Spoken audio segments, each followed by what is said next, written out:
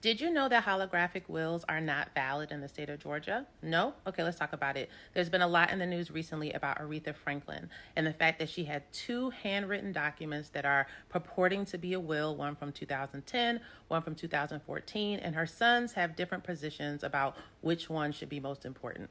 I'm going to put a little side note in here and say any lawyer worth their salt, when they do a will, is going to always say it revokes previous wills, but obviously a lawyer wasn't involved here, so we'll just leave that alone. But as it relates to a holographic will, which is one that is handwritten and signed, that is not something that's going to fly in Georgia. Luckily for them in Michigan, they don't have as stringent rules as we have here, but here there are rules as to who has to witness, how it has to be signed, who has to notarize, who has to be present, can they be mentioned in the will if they are a witness, all sorts of things that are not an issue in Michigan. So lucky for her sons, because all it requires is a signature, and I guess they're finding that the happy face inside the A is sufficient for a signature, they can keep on the fight in probate court there based on what did she mean in that 2014 document. However, if you live in Georgia, don't try this at home. Sit down with a licensed estate planning attorney and talk about your plan. Make sure it's in writing, it's appropriately witnessed and appropriately notarized so that you don't end up in probate court spending millions of dollars like they did. Because